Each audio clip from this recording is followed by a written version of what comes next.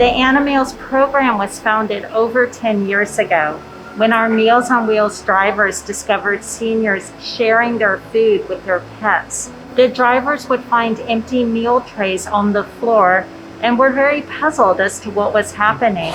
The seniors were actually dividing their meager lunches with their animal companions. Animals was created to ensure that both seniors and pets have adequate nutrition each and every day. This is a critical time for the program, and we're in need of funding and volunteers. We need folks who are able to make deliveries of pet food to our homebound seniors, and also people who can help transport the pets to veterinary appointments. Animals is here for the pets throughout this pandemic, but we need the community support.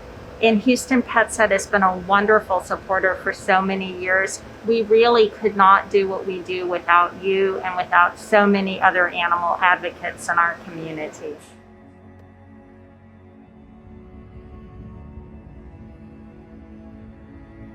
Thanks so much for having us. You know, our partnership over the years has meant so much to us, and I love that you guys have given us such a platform to talk more about what we do as an organization. You know, a lot of people know our tip line. We've been around for 40 years and we've been serving our community for 40 years, but most people don't know about our prevention programming, and they definitely don't know about what we do for the animals. So in general, we believe at Crime Stoppers that animal safety and animal welfare education is so critically important.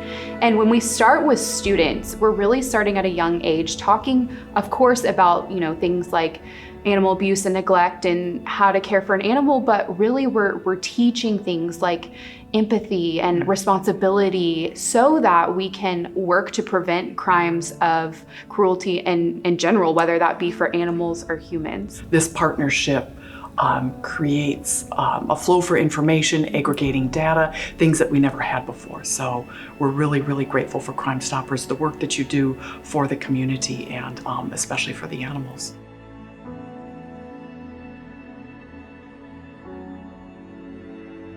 We're doing a free microchip event today. It's our first one of 2020, and this one is pretty important to us because we're hoping to build off of this event to gain information from people and having them let us know if they're interested in having our help with spay and neuter, vaccinations, things like that. So although it's just a microchip clinic, which in itself is very important, we're going to build this out to hopefully get more spay and neuter, which really is the underlying thing that we need to be doing.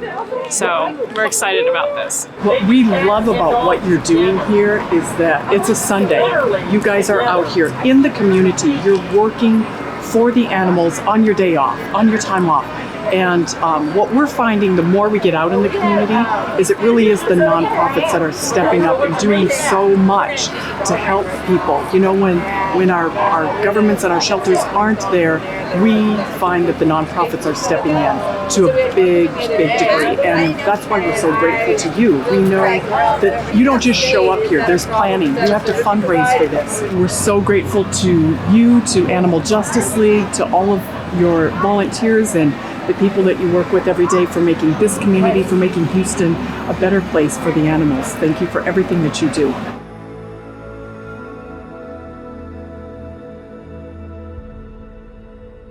Randy, thank you so much for having us out today. We're glad to be here at Canine Angels.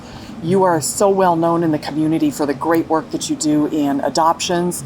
And a few years ago, you guys pivoted. You saw the need for high volume, high quality spay and neuters. So now you're well known for the Empty Shelter Project as well. Empty Shelter Project runs these big mass spay-neuter events. We go out to community centers and underserved areas, and we'll do 400, 500 animals, all free to the public, spay, neuter, microchip, vaccinate.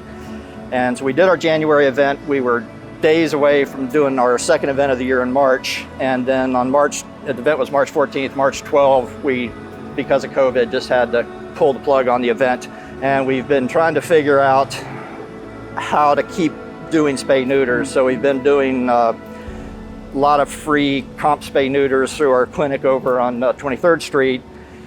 But also our adoptions, of course, got hammered with COVID. We on a normal weekend, we'd have 60 plus animals in here, and we'd be doing 20 to 30 adoptions. The building was not being utilized. Right. And so at some point, we had the idea, we're not utilizing it fully for adoption, so can we set up a spay-neuter clinic in the building? So that's what we've done, and today was our fifth clinic we've run, and again, all free to the public. So we did probably 40 to 45 animals just today.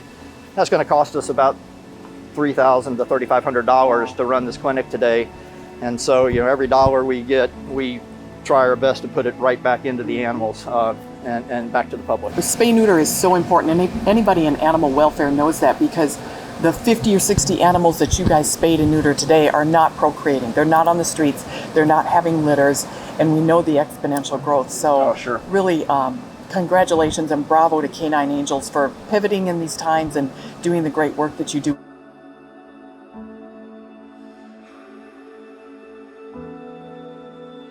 What I love about our partnership with Houston PetSet is you all see what we see, which you can effectuate change for thousands of animals through one piece of legislation. I've seen it work when we began our partnership with the animal cruelty law. So your grant has truly changed the way we do business, especially during an interim when we're not in a session, because this puppy mill fight was thrown onto us and we did not expect it, nor did we budget for it. So because of your generosity, you are helping speak, and you are the voice of thousands of dogs and cats that are stuck in these commercial dogs and cat breeder facilities. And for that, we're forever grateful.